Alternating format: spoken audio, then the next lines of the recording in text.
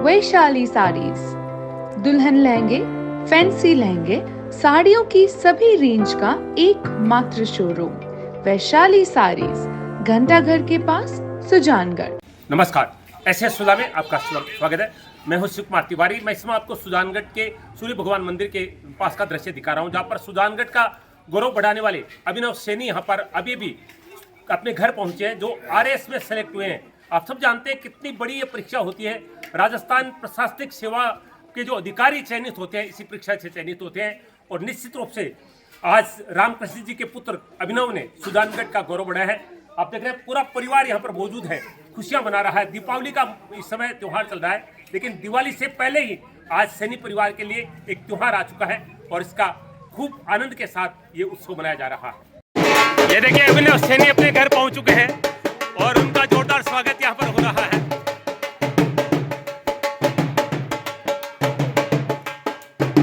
सुजानगढ़ के लिए गौरव की बात है, अभिनव सैनी आरएएस में चयनित हुए हैं और वो अपने घर पहुंचे। देखिए घर पे किस तरह से स्वागत हो रहा है। घर पे देखिए रौनक, देखिए वर्षा हो रही है।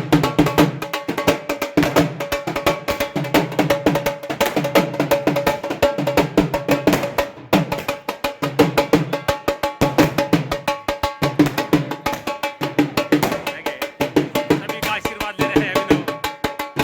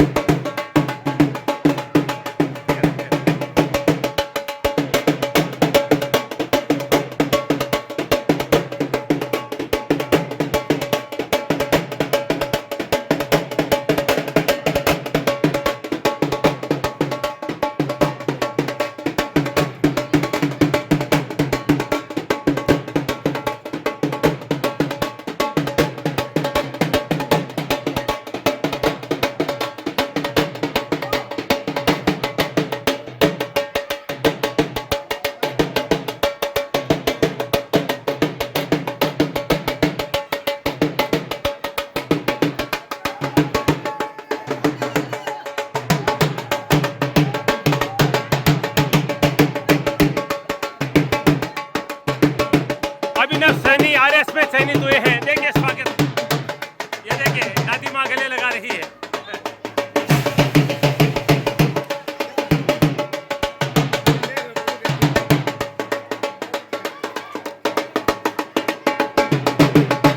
दोस्तों सुजानगढ़ का नजारा आप देख रहे हैं। सुजानगढ़ के गौरव अभिनव सैनी आरएएस परीक्षा पास करने के बाद में, राजस्थान प्रशासनिक सेवा में चयनित होने के बाद में सुजानगढ़ अपने घर पहुंचे हैं और देखिए घर में खुशियां मनाई जा रही है।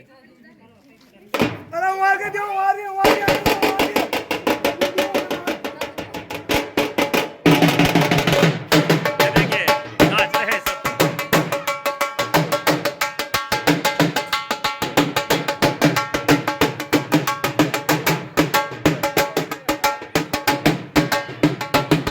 सब मालाएं पहना रहे हैं, स्वागत कर रहे हैं।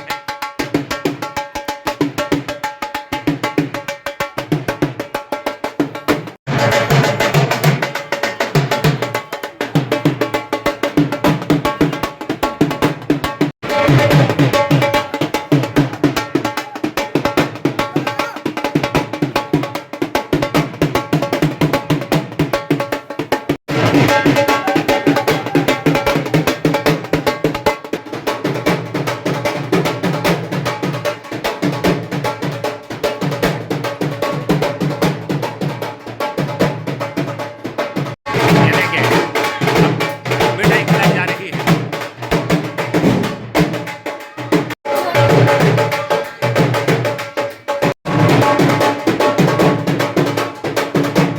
ये देखिए मित्रों के द्वारा बुके दिए जा रहे हैं। निश्चित रूप से सुजानगढ़ के लिए गौरव की बात है कि सुजानगढ़ का एक लाडला, एक युवा जो कदकाठी में छोटा सा नजर आ रहा है, दुबला पतला नजर आ रहा है, लेकिन हौसले में और जज्बे में कमाल की सफलता प्राप्त की है। आरएएस के लिए चयनित होना मामूली बात नहीं है। राजस्थान प्रशासनिक सेवा पर एक गौरवमय पद प्राप्त करना हर व्यक्ति का एक सपना होता है, वो सपना पूरा किया है अभिनव सैनी ने, जो कि रामकृष्ण जी सैनी के पुत्र हैं। आइए बातचीत करते हैं सुजानगढ़ के गौरव अभिनव से। अभिनव सफलता प्राप्त की आपने, बहुत बहुत बधाई आपको। धन्यवाद शिव कुमार जी। मैं जानना चाहूंगा कि आरएएस बनने का सपना आपने कब देखा था?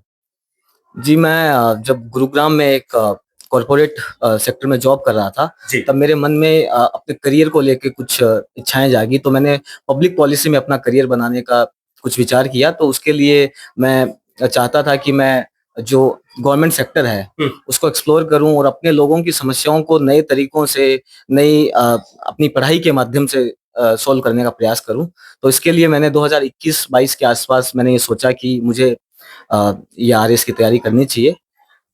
अभी ना कॉर्पोरेट जगत में तो बहुत पैसा होता है, बड़े पैकेज मिलते हैं, वो पैकेज छोड़कर आपने आरएएस बनने का ये जज्बा क्यों प्राप्त किया है? ये इच्छाएं क्यों जागी हुई आप? सर, हम जिस बैकग्राउंड से आते हैं, हमने अपने आसपास काफी समस्याएं देखी होती है और हमने कई प्रकार की जो चीजें हैं उनको अपने पर्सपेक्टिव से देखने की कोशिश करी है और हम उन्हीं समस्याओं का सॉल्यूशन अपने लेवल पे निकाल सकते हैं। तो इसलिए मैंने चुना। और दूसरा कि मुझे राजस्थान में एक ऑप्टिमिज्म नजर आता, मैं राजस्थान को लेकर ऑप्टिमिस्टिक हूँ। मुझे लगता है कि राजस्थान में काफी कुछ चीजों को काफी अच्छे तरीके से किया जा सकता है। राजस्थान का पोटेंशियल अभी अंडर यूटिलाइज्ड है, उसको ठीक किया जा सकता है। तो इसी पॉइंट ऑफ व्यू से मेरे को लगा कि कहाँ काफी एरियाज में हम अपना जो जो जो जो सर्विस है वो किसी न किसी रूप में उपलब्ध करवा सकते हैं। तो ये एक अच्छा माध्यम है अपने लोगों के लिए कुछ करने का। आरएएस की पढ़ाई शुरू की, उसमें आपने वो जॉब छोड़ी होगी, पूरा वक्त इसी को दिया होगा?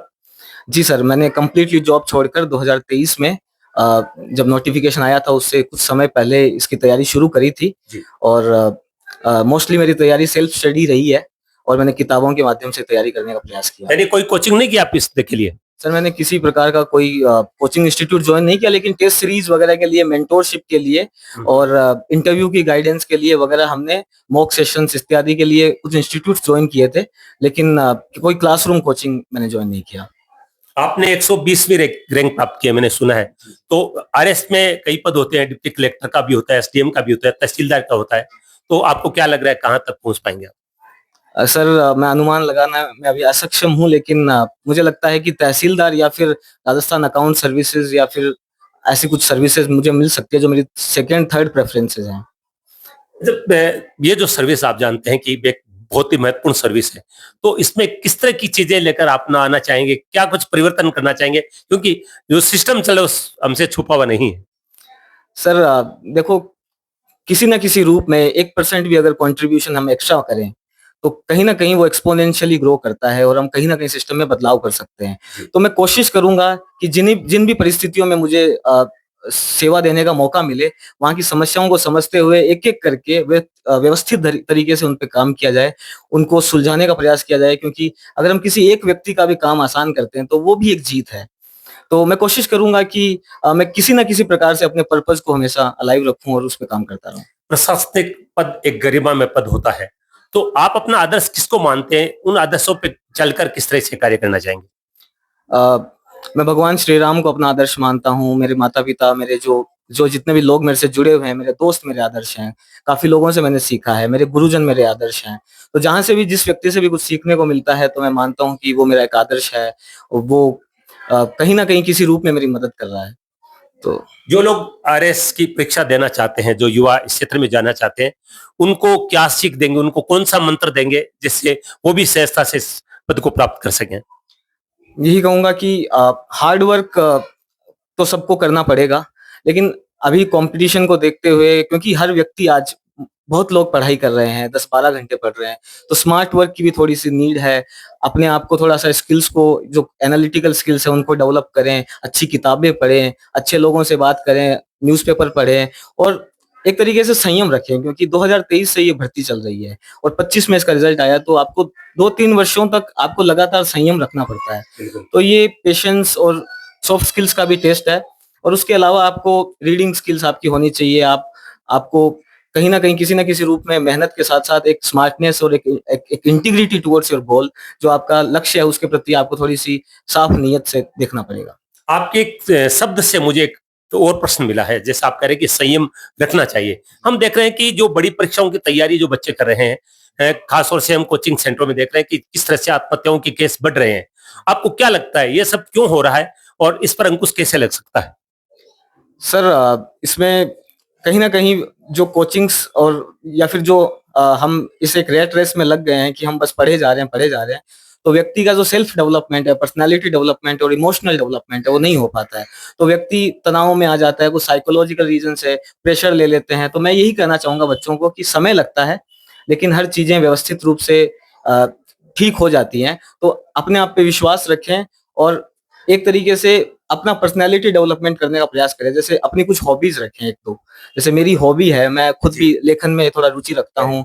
तो इस प्रकार से मैं चाहता हूँ कि लोग किसी ना किसी रूप में अपने आप को व्यस्त इंगेज भी रखें। साथ-साथ आईएएस की तैयारी के 8-10 घंटे की पढ़ाई के अलावा भी वक़्त होता है और थोड़ा पर्सनैलिटी और इमोशनल डेवलपमेंट पे काम करें। बहुत-बहुत धन्यवाद अभिनव, बहुत-बहुत बधाई आपको, शुभकामनाएँ। आपका बहुत-बहुत धन्यवाद टाइम के लिए। और देखिए दोस्तों, सुन रहे हैं आप, कितनी अच्छी बात कही है कि अपने आप पर विश्वास रखें, अपने आप पर भरोसा रखें और संयम रखें। सबसे बड़ी चीज है, आज इसी चीज की कमी है, क्योंकि बहुत जल्दी लोगों को रिजल्ट चाहिए। और मैं बता दूं कि अभिनव ने पहले प्रयास में ये सफलता प्राप्त की है, क्योंकि एक तो सहज है, एक सरल है और दूसरा अपने आप पर विश्वास है, और विश्वास से किसी भी मंजिल को प्राप्त किया जा सकता है। बहुत खुशी हुई आज अभिनव से, जो सुजानगढ़ के गौरव है, प्रथम प्रयास में आरएस की परीक्षा को 120वीं रैंक के साथ प्राप्त किया है। भगवान से प्रार्थना करते हैं अच्छे पद पर रहकर और क्षेत्र की सेवा करें, जहां भी जाए इस गरिमामय पद की गरिमा को बनाए रखें और सुजानगढ़ का गौरव बढ़ाए।